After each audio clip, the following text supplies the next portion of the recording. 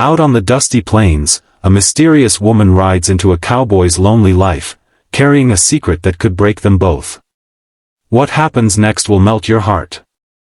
Don't forget to like, subscribe, and share, and tell us, where are you watching from?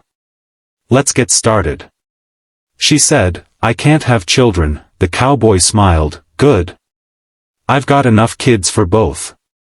The desert wind rolled low over the open plains, carrying with it the scent of dust, sagebrush, and secrets long buried beneath the red Wyoming soil.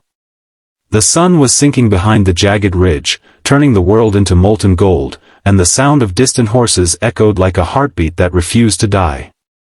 No one who lived in the small town of Red Rock ever forgot the night she came riding in, a woman with eyes as blue as a winter sky and pain as deep as the canyon shadows. Her name was Evelyn Grace, and the way she sat her horse, proud but broken, made every man look twice and every woman whisper thrice. She didn't come for company, nor comfort. She came to disappear. But fate, as it often does out here, had other plans.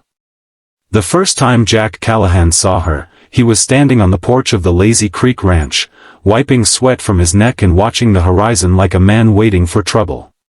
He was a big man, built by hard work and harder years. His hands were rough, his heart rougher, and yet, there was something gentle about the way he spoke to his horses, or the way he'd hush a crying baby with nothing but a quiet hum. Jack wasn't just a cowboy. He was a father, to 4 wild young ones who had lost their mother to fever 3 winters ago. The town folk said he'd never love again. Maybe they were right. Until that evening.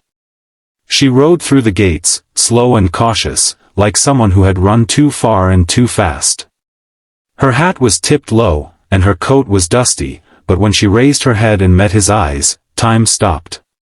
Evenin', Jack said, his voice low and steady. You lost, miss? Maybe, she said, her lips curling into a tired half-smile. Or maybe I just found where I was supposed to be. That night, she took a room in the ranch's old guest house.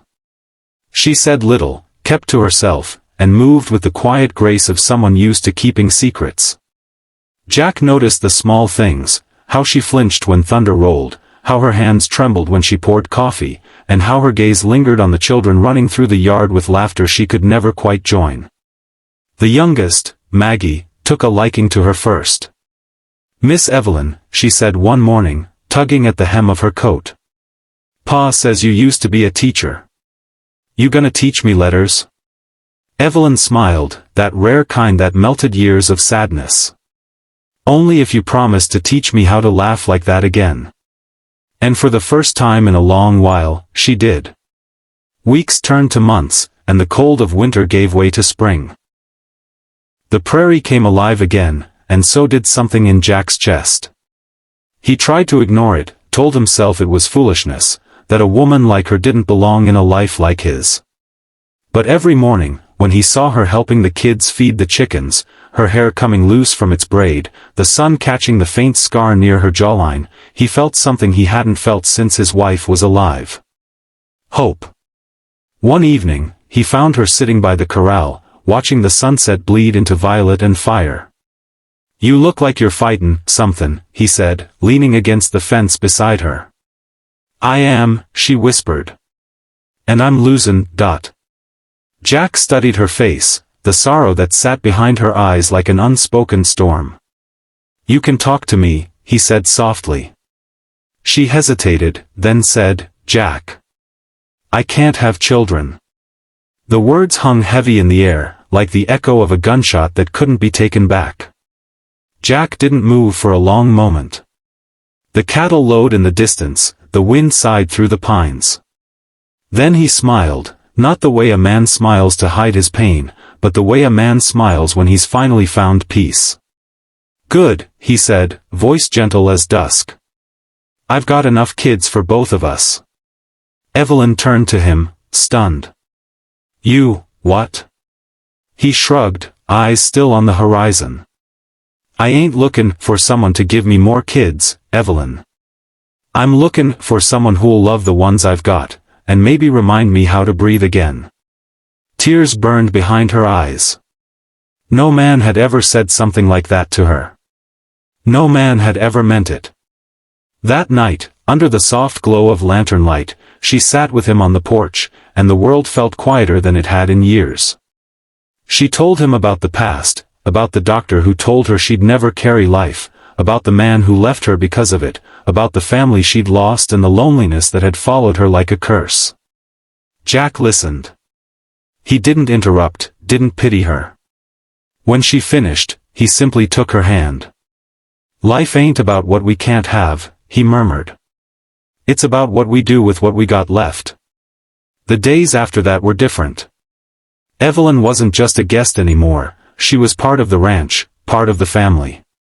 She taught Maggie her letters, helped Tommy mend his torn jacket, and sat by the fire reading stories to the little ones when the wind howled outside. And Jack, he found himself falling. Slowly, deeply, in that quiet way love sneaks up on you when you're least expecting it. But the past has sharp edges. And Red Rock had long memories.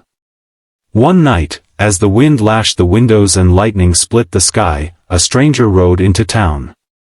His coat was soaked, his eyes colder than the rain. He walked into the saloon and dropped a crumpled wanted poster on the bar. Evelyn Grace, accused of aiding an outlaw escape in Missouri. The bartender swallowed hard. "You sure about that, mister?"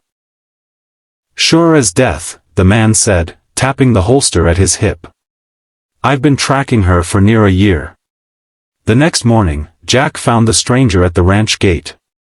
"She's here," the bounty hunter said flatly. "I want her." Jack's jaw tightened. "You'll leave with a bullet if you try." The man sneered. "You don't even know who she really is." "I know enough." Before Jack could say another word, Evelyn stepped out of the barn, her face pale but calm. "He's right, Jack," she said quietly. "You don't know everything." The hunter grinned. "Now we're talking, Dot." Evelyn walked closer, her boots sinking in the mud. "Let him talk, Jack." "Evelyn." "I helped a man once," she said, her voice trembling. "He wasn't a criminal, not the way they said. He stole because his family was starving. I hid him. I gave him food. And when the sheriff came, I lied." The hunter spat. "And a deputy died because of that lie." Her eyes glistened. "I didn't know he'd go back. I didn't know." The air was thick with tension. Jack stepped forward, placing himself between her and the gun. "You're not talking her," he said. The hunter reached for his weapon, but he never drew it. Jack moved faster than thought, disarming him with a single motion, his fist slamming into the man's jaw. The hunter went down hard in the mud, out cold. Evelyn stared at him, shaking. Why did you do that?" "Because," Jack said, breathing hard, "I believe in second chances. And because you've already saved me and my kids more than you'll ever know." They left the bounty hunter tied to a post till the sheriff came. By the time the law arrived, the man's story had changed. Maybe it was the way Jack looked at him. Maybe it was the storm still rumbling in the distance. But he told the sheriff it was a mistake, that the woman he wanted wasn't the same one. Red Rock's whispers faded after that. But love? It didn't fade. Months passed. The ranch thrived, the kids grew, and Evelyn found herself smiling more than she ever thought she could. One evening, she sat on the porch with Jack again, watching the sunset paint the sky in colors that didn't have names. "You ever think about the past?" she asked softly. "Every day," he said. "But I stopped letting it own me. The future's louder now." She leaned her head on his shoulder. "Jack, why me?" He looked at her, eyes warm as whiskey. "Because you walked in when every other door was closed. Because you looked at my kids like they were your own. Because you made this house a home again." She smiled, tears catching the light. "And because I can't give you more children?" He chuckled low. Evelyn, you've already given me more than I ever asked for. You gave me a reason to live again. One night, years later, Maggie would tell the story of how her pa and Miss Evelyn fell in love. How they fought the past and built something real in the middle of nowhere. She'd tell it to her own children by the fire, the same porch creaking beneath their feet, the stars burning overhead. And every time she told it, she'd end it the same way. Love ain't about what you can have, she'd say. It's about who stays when the dust settles. But before all that, there was one last storm. Evelyn woke one morning to find smoke on the horizon, fire racing through the dry hills toward the ranch.